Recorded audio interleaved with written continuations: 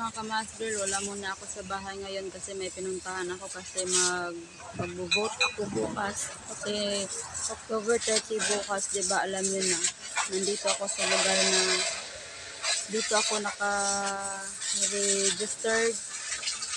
Wala ako sa bahay at si Maas andun sa bahay at saka anak ko, hindi ko dinala yung anak ko kasi alam nyo na mahirap magdala ng anak, diba? Mahirap magdala. Mahirap magbitbit ng bata kapag andyan ka sa election. So ayun mga kamas, nandito ko sa terminal sa mga motorcycle kasi papunta ako ng Bukid. Dili man siya Bukid pero mahimo na siyang Bukid kaya sa Bukid. So ako ra isa yan ni Dre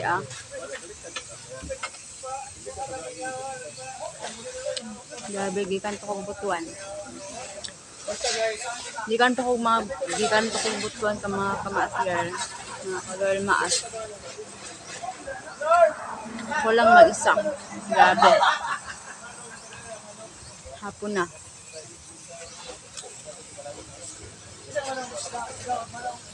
Gutom ko. Kaya nagkaon ko biscuit. Ibili na ako anak sa balay. Kaya kapag magbitbit.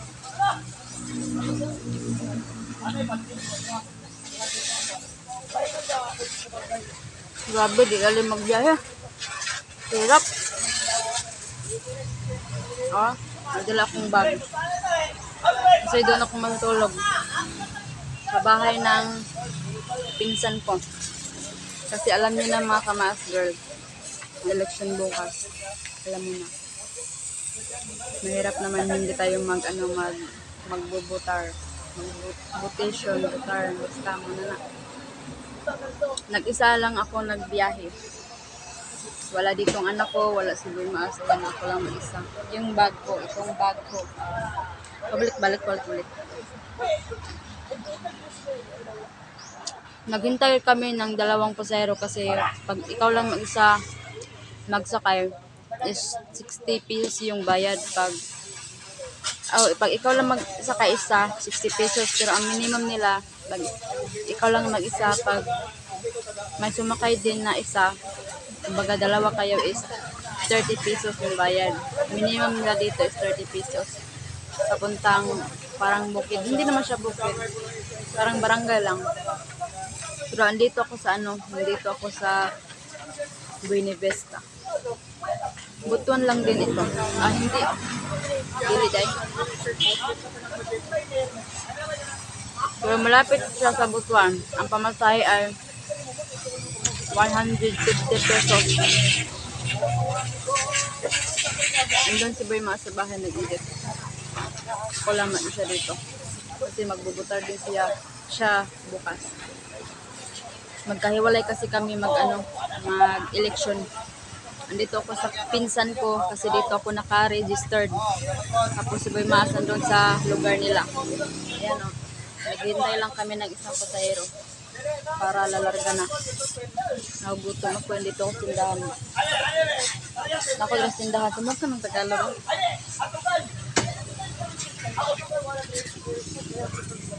Ngayon lang ako dumating. Sumakay ako ng jeep. Galing sa amin, pamasahe is 15 pesos. Sumakay ako ng tricycle. Pag dating ko sa baryo namin, city namin is sumakay ako ng jeep. Sumakay din na naman ako ng jeep. Grabe. Mahirap magbiyahe. Lalo na kasama mo yung anak ko. Iwan ko. Kaya nga, ayoko pag doon ako sa biyahe, ayoko sumama yung anak ko kasi puro pangayo.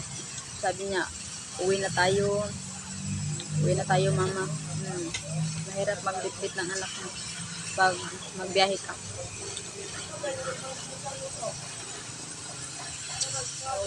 Kaya ayaw kong ibanin.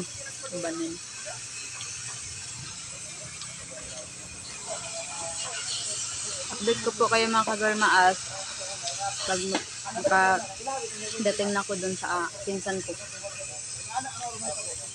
Thank you. Ayan mga Maas, girl, ako sa pinsan ko.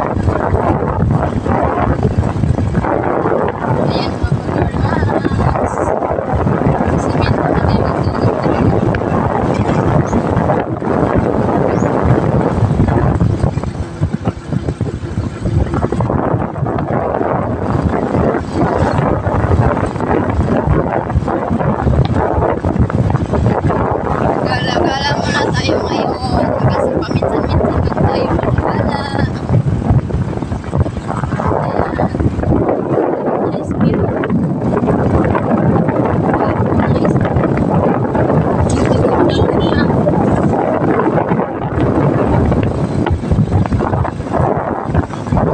Di ba mga kamag-vermas is para siyang bukid pero di na siya bukid. Ayan o.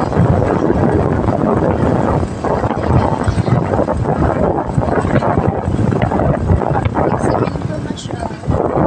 Kanina ko is dili pa na siya sa bukid.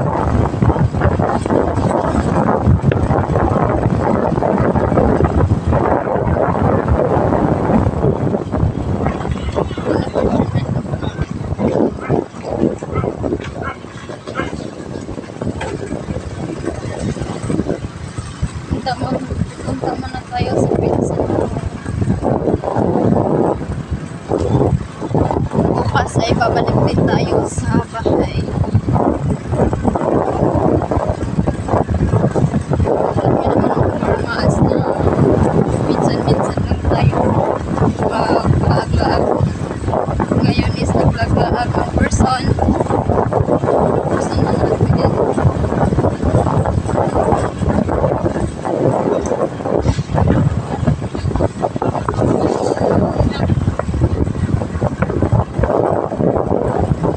Ang lugar sa akong pinsan.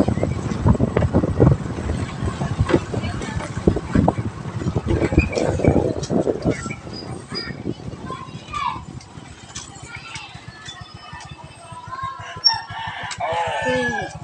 May nagnaog.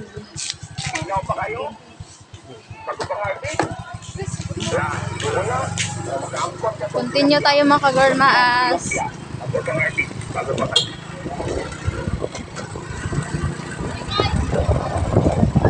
And, oops, may aso. Ang dami pa ng tao dito mga kamaas pero tayo pa tayo mga kagormaas.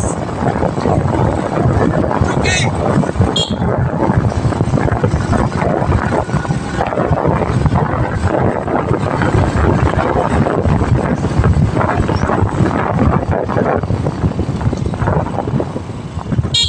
Oops, doggy.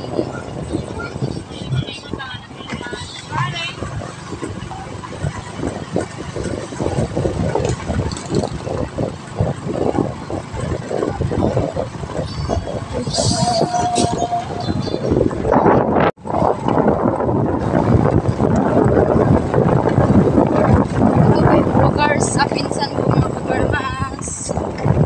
Paulit-ulit. Ayan mga kamas. Butik.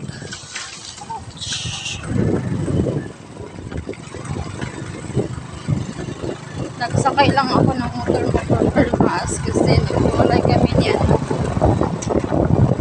Alam nyo na. Sinabi ko na kanina. Ayan. Oops.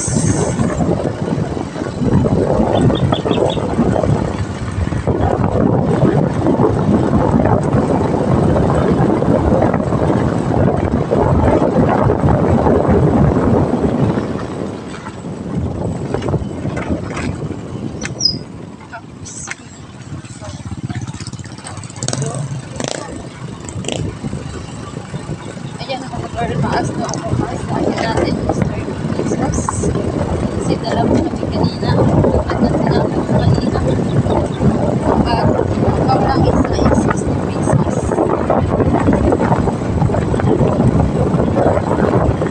Ganda ng lugar dito. Maas.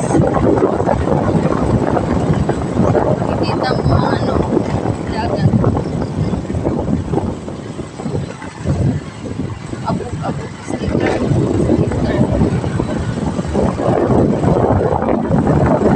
Nailan tayo sa kuya. So, malapit na tayo mag-karmas. Yan ito. Doon tayo pupunta. Doon sa dulo.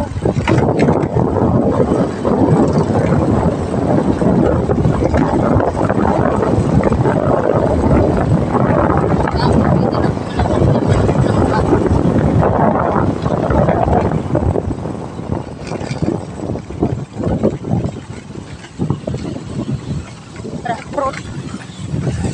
Hindi na simento ang daan dito. Malapit na tayo mga girlmas.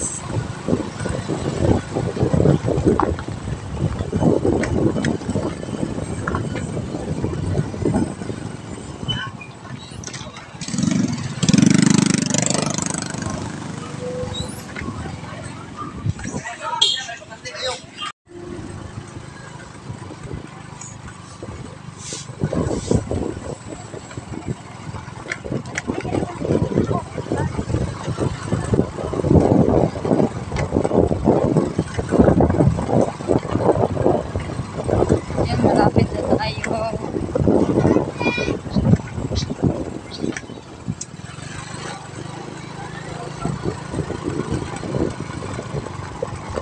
Yan, malapit na tayo mga girlmas. Counting tiis na lang.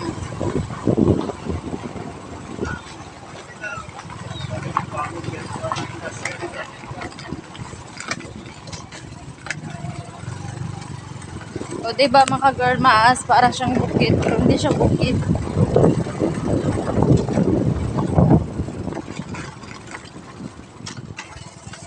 O, kita mo talaga ang tanaw ng paligid.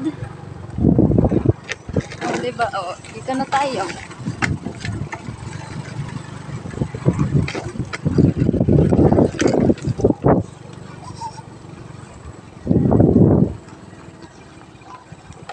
Pero yan.